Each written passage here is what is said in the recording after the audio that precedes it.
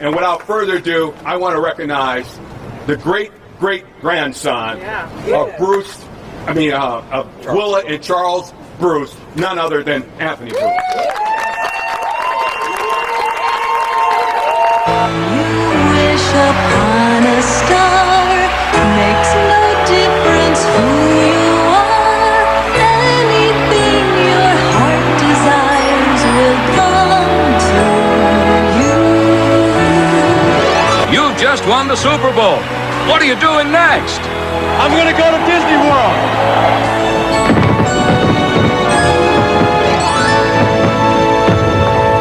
That happened to the Bruce family over 100 years ago. Yes, Lord. Charles and Willa Bruce, a married couple, had the American dream like many of us have the American dream of owning a piece of property, establishing a business, and that's what they did here in 1912.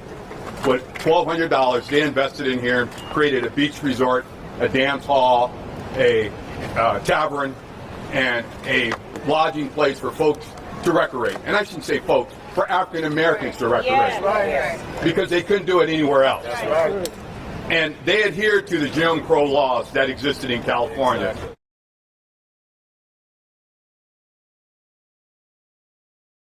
Even though we often say California wasn't the South, believe me, we inherited many of the bad habits and racist behaviors of the South.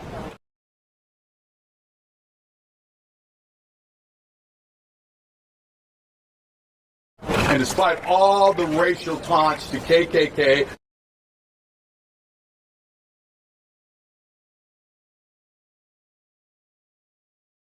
the harassment, the burning of their facilities,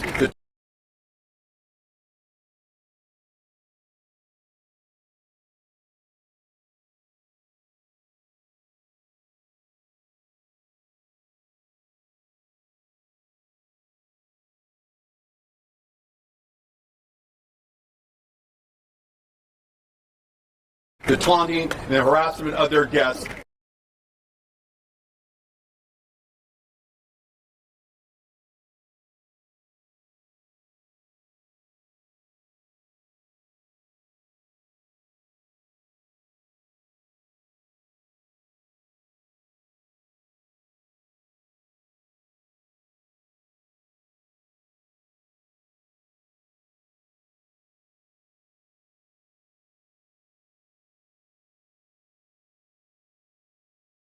They survived and flourished for 12 years. And it was at that point that the city of Manhattan Beach took it upon themselves to say enough is enough. And they stole the property.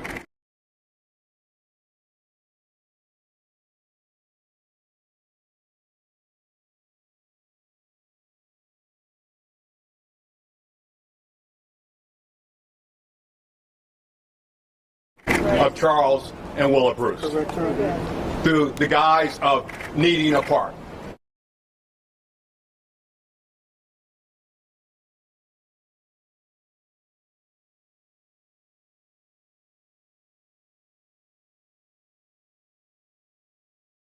Through eminent domain. Through what we hear today, urban renewal, that we know so many African American and Latino families have lost their properties because of urban renewal. But usually urban renewal means a freeway or a road through their property. But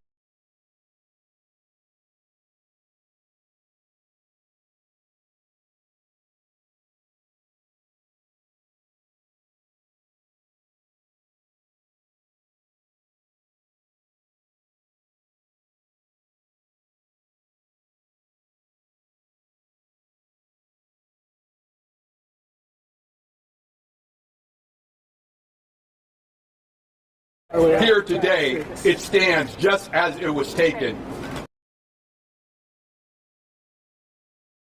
in 1929. Exactly. And it provides a unique opportunity to show what reparations could look like. I stand here as a member of the Reparations Task Force, the first reparations task force in this country.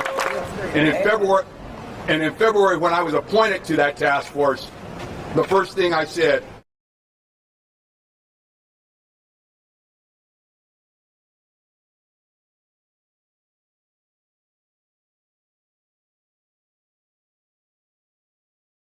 Let's look at Bruce's Beach.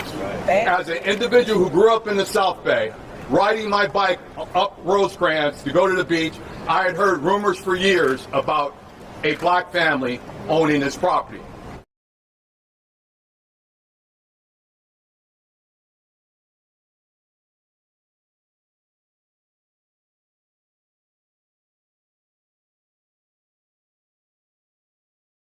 But it was never taught in school. It was never written anywhere. But it wasn't until 2006 when my colleague in the neighboring city, Mitch Ward, then the mayor of this city, brought recognition to the Bruce family. Recognition that was long overdue, and he deserves applause. And he made sure that a monument, which is not enough, but a monument, which was the start, was to recognize what the Bruce family had endured to be here and to own a piece of property in the early 1900s. And it was that that sparked my interest, along with an individual who is not here today, Allison Jefferson, who also wrote a book, Living the California Dream, African American Leisure During the Jim Crow.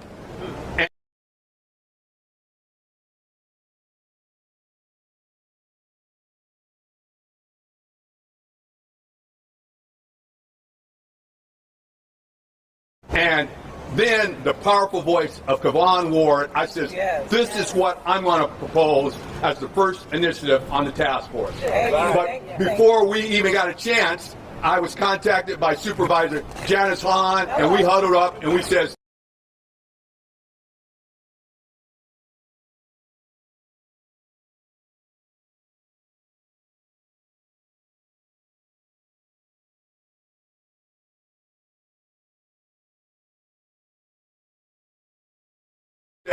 here's an example of what reparations can look like.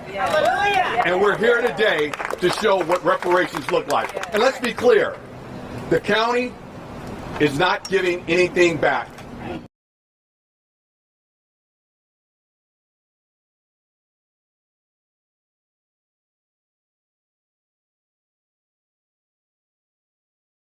To the Bruce family. Just as your car can be stolen, your wallet can be stolen, your watch can be stolen, when it is returned to you, nobody's gifting you nothing, they're returning. This property was stolen from the Bruces.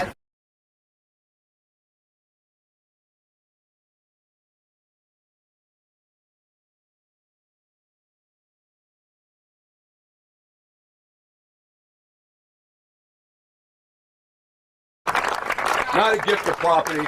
This family owned it. And many reporters have asked me, well, do you think they could have maintained the property?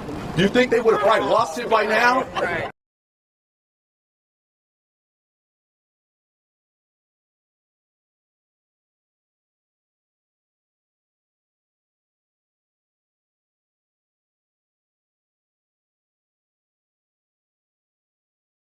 And I said, you know, they had business acumen. I mean, here's a black family in 1912 that opened up a thriving beach resort. This is, well, what do you think generational wealth would have looked like for the Bruces?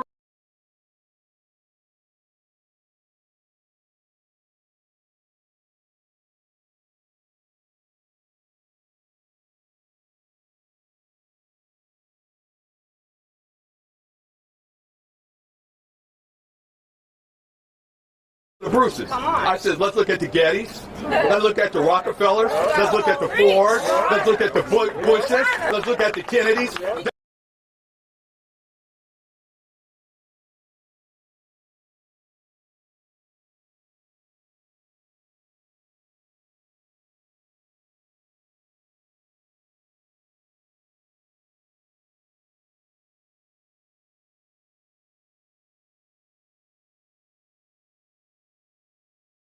That's what generational wealth could have looked like for the Bruce family. But they were denied that because of the racist behavior of this city. Of this council, I should say. And we stand here today ready to transfer this property back to the rightful owners. But as stated, we stand here in a city that is still yet to apologize for the wrongs of the council in 1924.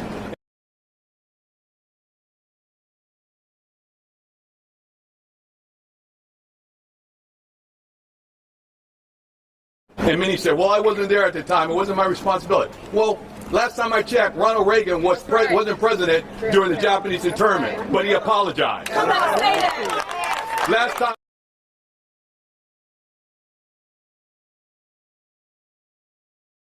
It's not for us today to pass judgment upon those who may have made mistakes while engaged in that great struggle. Last time I checked, the current city council in San Jose, who just apologized this week to the Chinese who had their complete town decimated in 1887, that council had the courage to apologize. So why now in 2021 does this council not have the courage to apologize not only to the Bruce family, but to the 6 other families? Let's not lose them in this discussion. There were 6 other families who own property here.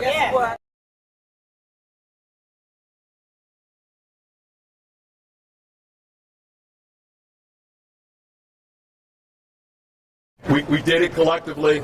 And I'm honored for this governor to have the courage to do the right thing.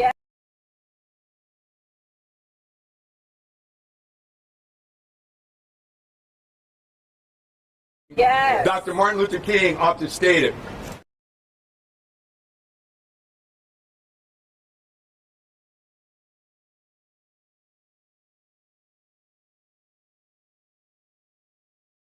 there comes a time when you make a decision that's not neither safe, nor politic, nor popular. You do it because your conscience tells you it's the right thing to do. This is the right thing to do.